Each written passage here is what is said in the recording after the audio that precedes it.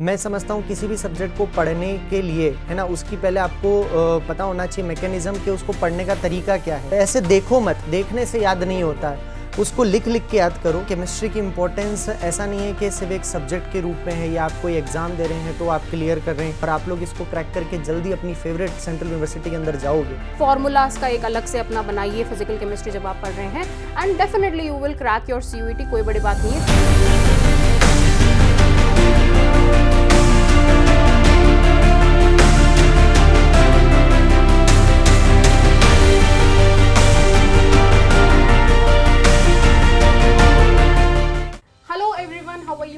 I hope you all are doing very well. I hope you all are healthy and happy at your homes and preparing for your CUET exam because अब वो जल्दी ही आने वाले हैं, ज़्यादा वक्त नहीं है उनमें। Welcome to another episode of Know Your Subjects।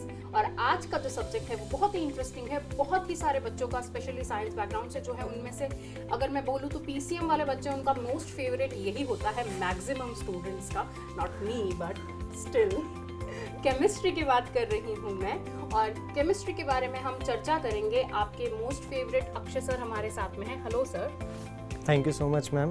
ठीक है, तो बच्चा जनता क्या हाल है बच्चों? आई होप सब अपने घरों के अंदर रिलैक्स हो गए।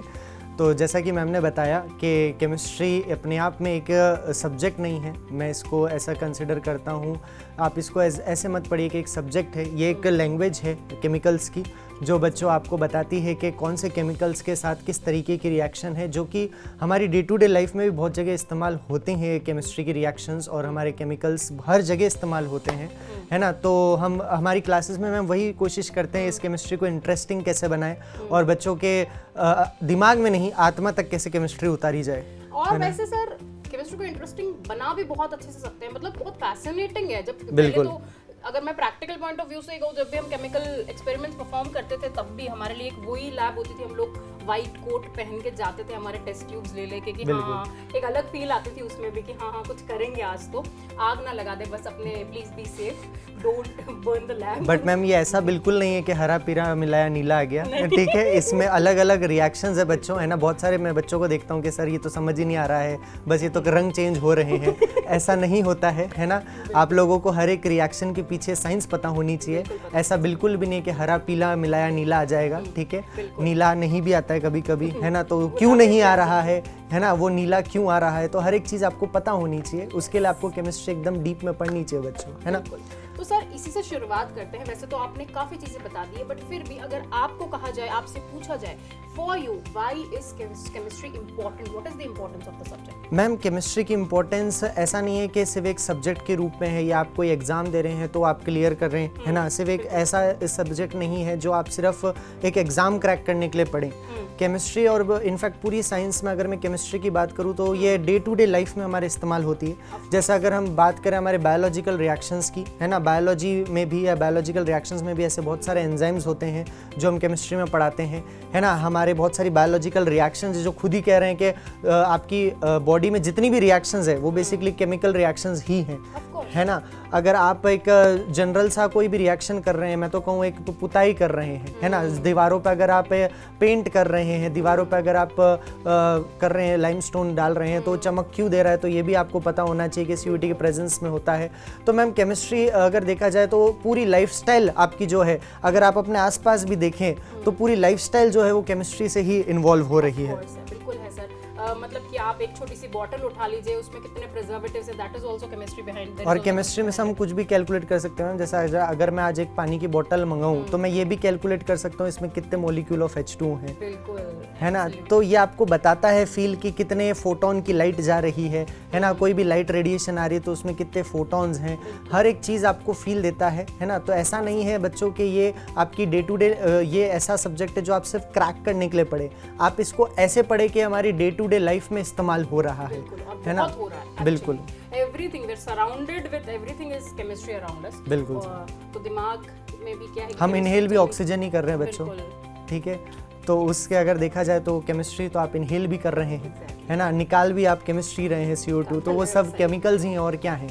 और कार्बन के बारे में तो हम चर्चा अभी शुरू नहीं करेंगे क्योंकि लंबा इतिहास रचना पड़ जाएगा। बिल्कुल, पूरी ऑर्गेनिक आती है, पूरी ऑर्गेनिक आ जाएगी। So moving ahead, C for carbon नहीं, सी फॉर CUET की बात करते हैं 2 मिनट के लिए कि भाई आप लोग, मुझे पता है आप लोग अब यहाँ आए हैं और ये बातें तो आप लोगों के लिए इम्पोर्टेंट है डेफिनेटली, लेकिन आपको ज़्यादा जानना है मुद्दे की बात को कि भाई CUET पॉइंट ऑफ व्यू से क्या, उसके बाद क्या करेंगे हम केमिस्ट्री क्रैक करने के बाद में।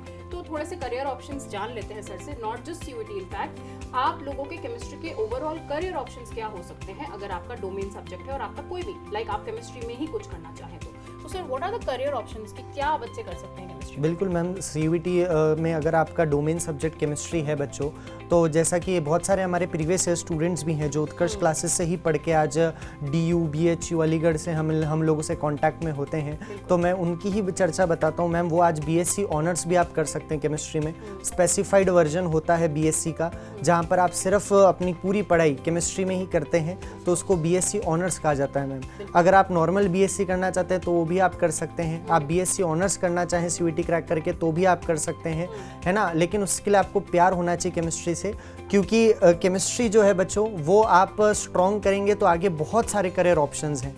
अगर आप पूरी पढ़ाई अपनी केमिस्ट्री ऑनर्स में करते हैं, फिर आगे जाके आप नेट क्वालिफाइड होते हैं तो आप एक असिस्टेंट प्रोफेसर पोस्ट पे जा सकते हैं मैम कॉलेज पे, है ना। आप अगर देखा जाए तो रिसर्च एंड डेवलपमेंट में जा सकते हैं। अगर मैं साउथ की बात करूं मैम, तो आज जैसा कोरोना आया था, ठीक है, तो कोरोना में मैम जो वैक्सीनेशन बनाने की इंडस्ट्रीज थी, तो उसमें बायोलॉजी के साथ साथ केमिस्ट्स की भी रिक्वायरमेंट थी, तो वहाँ पर आप एज अ केमिस्ट ज्वाइन कर सकते हैं, है ना। और बहुत सा बड़ा रोल प्ले किया था हमारे बायोलॉजिस्ट्स एंड केमिस्ट्स ने हमारी वैक्सीन बनाकर। और आप खुद ही सोचिए ना, it was science behind it, भाई कितनी ज्यादा जरूरत थी, कितना टाइम लगा था वैक्सीन को डेवलप करने में, लेकिन फिर भी उन्होंने एज कंपेयर टू अदर जो अब तक वैक्सीन डेवलप हुई है, बड़े ही शॉर्ट टाइम में उसको अचीव किया और एक ऐसा हमको कॉन्कशन डिजाइन करके दिया कि हमारे अंदर इंजेक्ट किया और हम लोगों के अंदर जान आ गई, ठीक है, अब वी आर सेफ। बिल्कुल, तो आप रिसर्च एंड डेवलपमेंट में भी जा सकते हैं। साउथ में इसका मैम बहुत इमेंस अमाउंट ऑफ स्कोप है ना।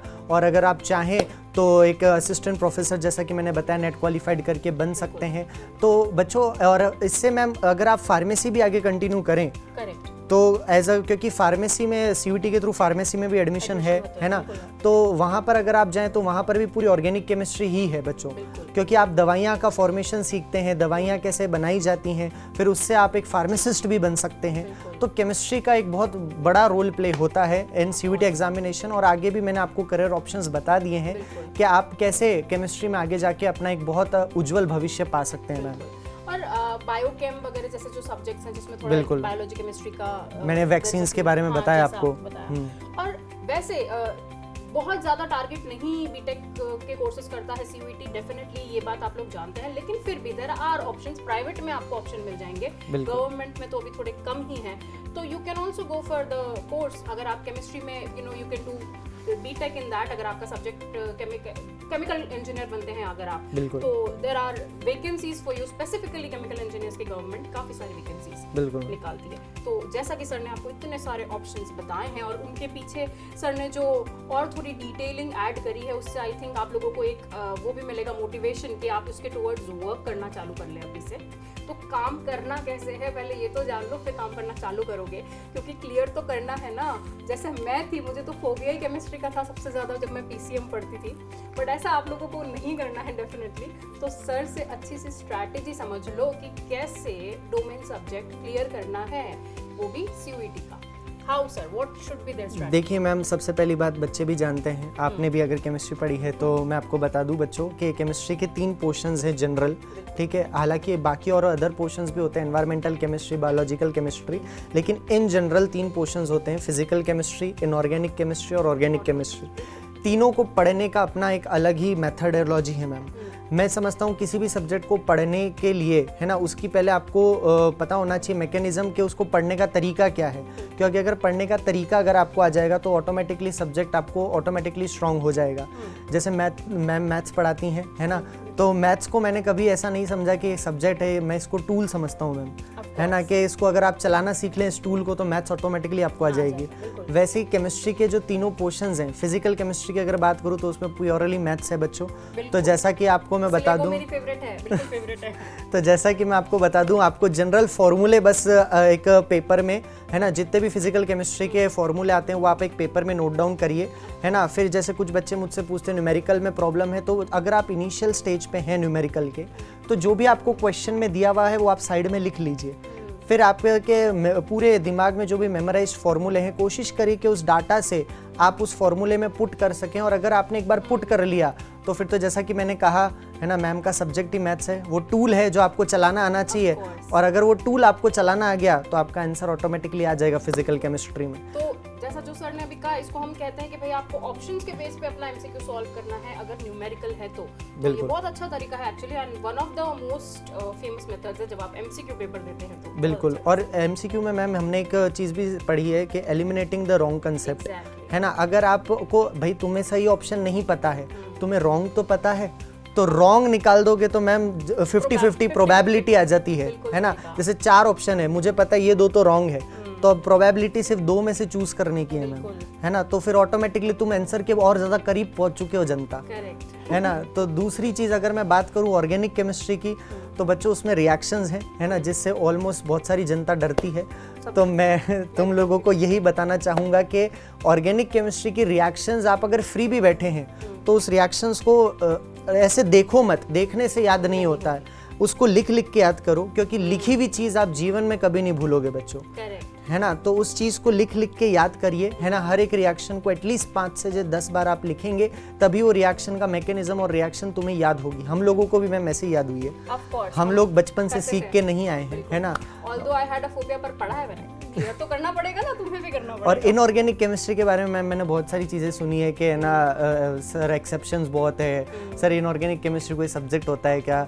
लेकिन तुम्हें मैं लिख के दे रहा हूँ कि तुम्हारा जो सब्जेक्ट स्कोरिंग होगा तीनों में से, फिजिकल, इनऑर्गेनिक, ऑर्गेनिक, वो इनऑर्गेनिक दिलाएगा, क्योंकि उसमें फैक्ट्स ज़्यादा है। अगर तुम्हें फैक्ट पता है तुम उसको टिक कर दोगे, उसमें तुमको ज़्यादा कैलकुलेशन नहीं करनी है, उसमें तुमको रिएक्शन नहीं पूरी करनी है, तुम्हें फैक्ट पता है, तुम्हें एक्सेप्शन पता है, टिक करके आगे बढ़ो। तो मैम इनऑर्गेनिक तो स्कोरिंग है अगर मैं कहूँ तो, है ना। तो ये इसके पढ़ने का तरीका है ना। और आई होप आप लोगों को ये तरीके तीनों सब ब्रांचेस के अच्छे से समझ में आए होंगे, है ना। और आप लोग इसको क्रैक करके जल्दी अपनी फेवरेट सेंट्रल यूनिवर्सिटी के अंदर जाओगे, है ना। बिल्कुल सर, आपने बहुत अच्छा बताया बच्चों को।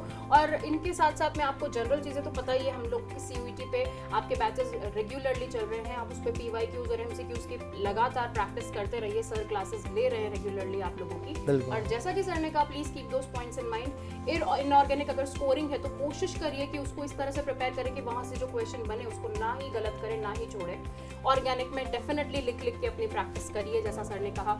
फॉर्मूलाज का एक अलग से अपना बनाइए फिजिकल केमिस्ट्री जब आप पढ़ रहे हैं, and definitely you will crack your CUET, कोई बड़ी बात नहीं है। 12th तो आप दे ही रहे हैं, एनसीईआरटी बेस्ड ही होता है बेसिकली हमारा paper. So yes, keep all these points in mind, keep your career options in mind and study chemistry properly conceptually, तो आप definitely उसे crack कर लेंगे, do not worry at all। तो स्टूडेंट्स, आज का ये सेशन हम यही एंड करेंगे। Thank you so much sir, धन्यवाद। आपने बिल्कुल आपने इतना टाइम दिया और बच्चों के लिए इतने अच्छे अच्छे पॉइंट्स आपने रिसर्च करके उनको बताए। And students, thank you for joining us and thank you for watching this. But stay tuned to CUET Utkarsh YouTube channel because we keep on bringing something for you always. So just stay tuned over here and you will definitely get some useful information, and all the best for your exams. Thank you so much. Thank you.